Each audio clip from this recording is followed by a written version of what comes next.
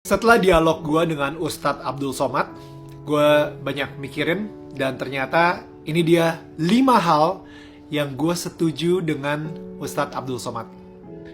Yang pertama, karena kasih sayang Tuhan, kita berdua bisa ngobrol dengan sangat luar biasa, dengan lancar, dengan sangat open, dan karena kasih sayang Tuhan juga, kita juga bisa memberikan kasih sayang ke orang-orang lain.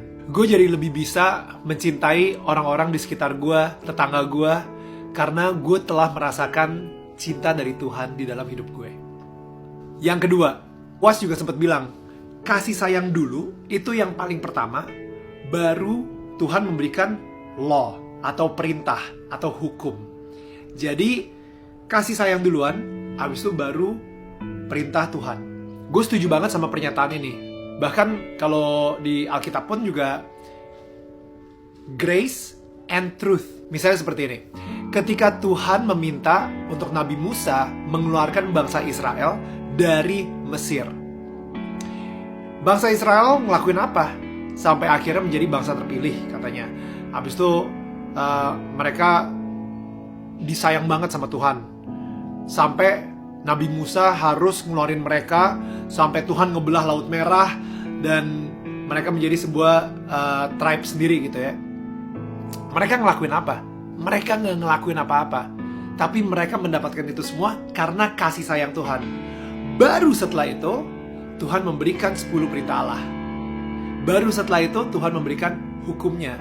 Jadi, kasih sayang dulu, karena kita telah menerima kasih sayang dari Tuhan, akhirnya kita pengen melakukan sesuatu untuk Tuhan.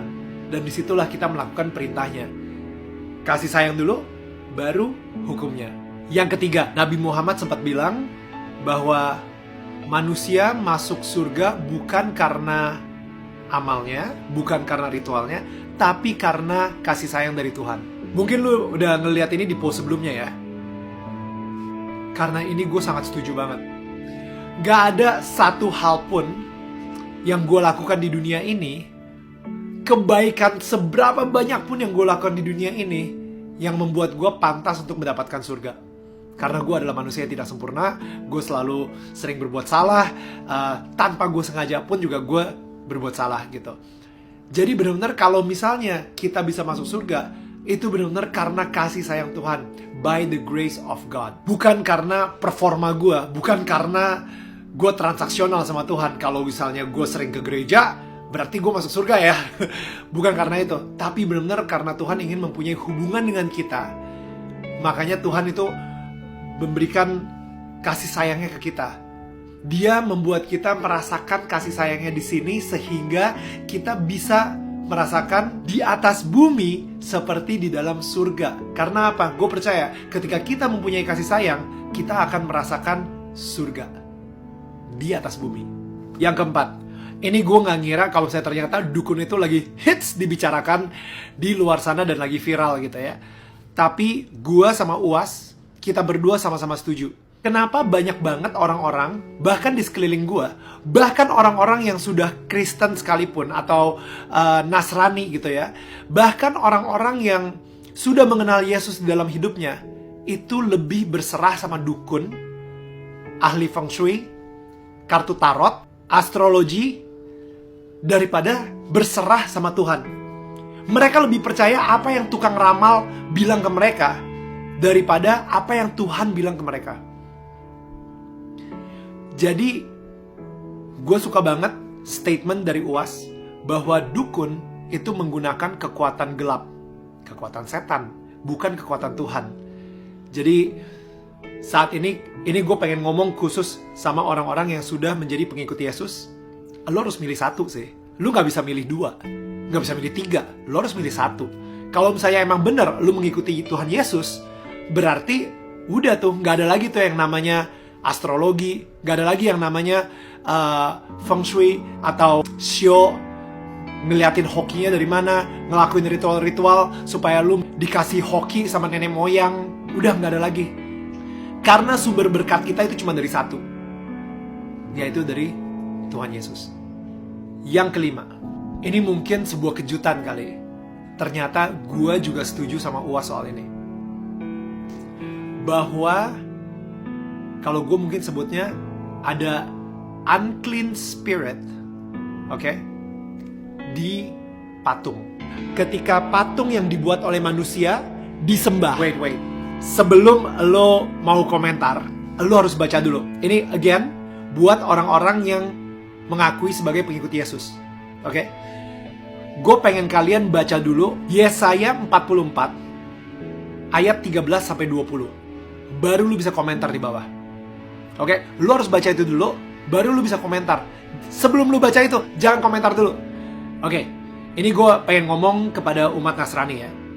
Ini tercatat di buku sejarah. Nebukadnezar itu penasaran banget seperti apa sih bentuk atau wajah dari Tuhannya bangsa Israel. Sehingga dia dengan beraninya itu masuk ke satu ruangan yang ini ruangan yang paling suci di situ. The Holy of the Holies. Ya, yang kadang-kadang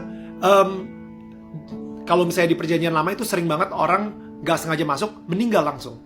Kalau misalnya dia tidak menyucikan diri dia sendiri atau menyembelih kurban gitu. Raja Nebukadnezar saat itu dengan sangat kurang ajar, dia masuk ke dalam ruangan tersebut, Holy of Holies. Apa yang dia lihat? Apa yang dia temukan? Tabernakel, di atasnya ada kayak malaikat cherubim, dan habis itu malaikat cherubim itu ada dua, ngejagain apa? Ngejagain siapa? Dia ngelihat kiri kanan, mana bentuk muka atau bentuk tubuh Tuhannya bangsa Israel ini. Mana? Dia nyari-nyari.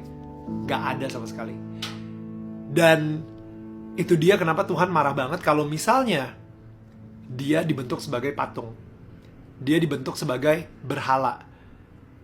Sekali lagi, coba baca Yesaya 44 ayat 13 sampai 20. Di situ Tuhan sendiri sampai bilang gitu kalau ini kayu yang lu gunakan untuk membuat patung yang cantik, yang indah, yang ganteng, dan patung yang sama lu gunakan buat masak, buat bakar kayu untuk menghangatkan badan lo. Dan abis itu patung yang sama yang lu gunakan tiba-tiba lu sembah-sembah. Itu bodoh. Again, bukan gue yang ngomong. Yesaya 44 ayat 13 sampai 20. Right? Jadi di situ gue setuju kalau misalnya ada unclean spirit di patung. Oke.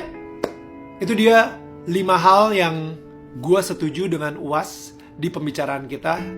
Kalau misalnya lu gak tahu apa yang gue lagi ngomongin, nonton di channel YouTube Daniel Mananta Network, nonton obrolan kita, dan kasih komentar juga ke kita ya. Tell me what you guys think. Gue di sini pengen ngasih tahu ke kalian bahwa inilah Indonesia. Inilah cara kita bertetangga. Mungkin kita nggak bisa memilih siapa tetangga kita, tapi kita bisa memilih bagaimana kita memperlakukan tetangga kita. So, guys, I hope you like our interview and keep be a blessing to other people and keep be a blessing to your neighbor. Bye.